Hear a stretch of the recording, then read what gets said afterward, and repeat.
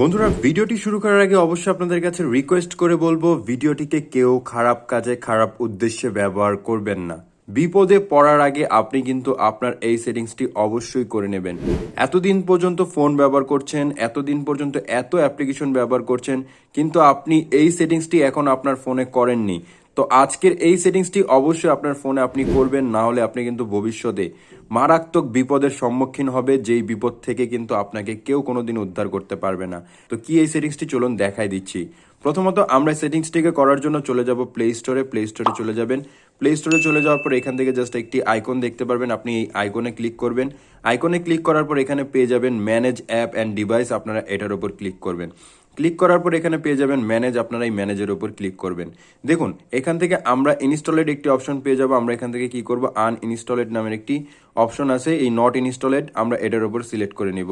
Just এখান থেকে select করলে দেখুন আপনি এতদিন পর্যন্ত যেই অ্যাপ্লিকেশনগুলো আপনি আপনার ফোনে ইউজ করতেন, যেই অ্যাপ্লিকেশনগুলো আপনি ব্যবহার করেছেন, সেই অ্যাপ্লিকেশনগুলো কিন্তু এখনও আপনার এখান থেকে আনইনস্টল করা হয়নি।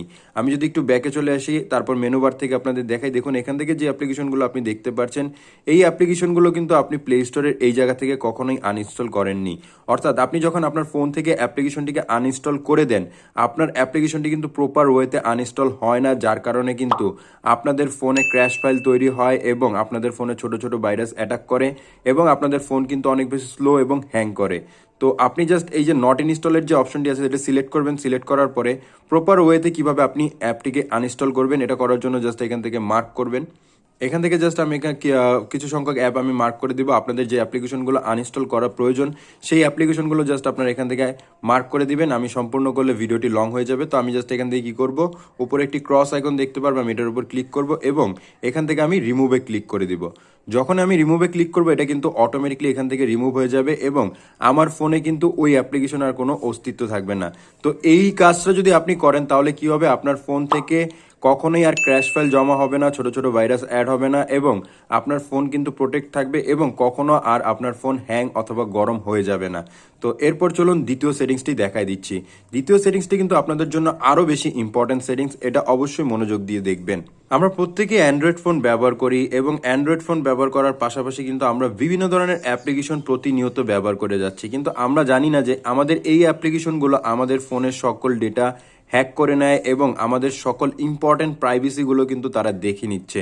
তো এই চমৎকার কাজটিকে আপনি কিভাবে বন্ধ করবেন, তো প্রথমত আপনাদের কি করতে হবে, ফোন থেকে প্লে স্টোর অ্যাপ্লিকেশনটিকে ওপেন করে নিতে হবে। তারপর এখানে পেয়ে যাবেন আইকনের উপর ক্লিক করবেন। আইকনের উপর ক্লিক করার পর এখান থেকে পেয়ে যাবেন প্লে প্রোটেক্ট একটি অপশন, আপনি এটার উপর ক্লিক করে নেবেন। ক্লিক করার পর এখান থেকে দেখতে পারবেন নো হার্মফুল অ্যাপস ফাউন্ড।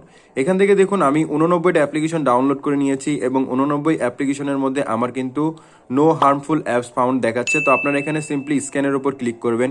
স্ক্যানের উপর যখনই ক্লিক করবেন, আপনাদের ফোনটিকে কিন্তু জাস্ট এখান থেকে স্ক্যান করবে যে আপনার মোবাইলে কোনো ভাইরাস যুক্ত থাকা কোনো অ্যাপ্লিকেশন আছে কিনা বা কোনো হার্মফুল কোনো অ্যাপ্লিকেশন আছে কিনা, যেটা আপনার ফোনকে ক্ষতি করতে পারে বা আপনার প্রাইভেসিকে ডিলিট করে দিতে পারে বা তারা অ্যাক্সেস করতে পারে। তো সেটা কিন্তু এখান থেকে দেখাবে। দেখুন এখান থেকে কিন্তু আমার নো হার্মফুল অ্যাপস ফাউন্ড এটা লেখাটি চলে আসছে, অর্থাৎ আমার ফোনটি কিন্তু এখন প্রোটেক্টেড আছে এবং এখানে গ্রিন সিগন্যাল আছে। তো আপনারা কিন্তু প্রতিদিনই এই কাজটিকে করবেন। অবশ্যই করলে কি হবে, আপনি কিন্তু আপনার প্রাইভেসির দিক দিয়ে ভালো থাকতে পারবেন এবং আপনি দেখতে পারবেন যে আপনার ফোনে কোনো রকম কোনো হ্যাকিং অ্যাপ্লিকেশন আছে কিনা বা আপনার কোনো অ্যাপস দিয়ে অন্য কেউ কোনো কিছু ব্যবহার করছে কিনা, এটা কিন্তু খুব সহজে আপনি জানতে পারবেন। তো বন্ধুরা, এই ছিল আজকের এই ভিডিও। যদি আপনাদের কাছে ভিডিওটি ভালো লেগে থাকে তাহলে অবশ্যই ভিডিওতে একটি লাইক করবেন এবং আমাদের চ্যানেলটিকে অবশ্যই সাবস্ক্রাইব করবেন।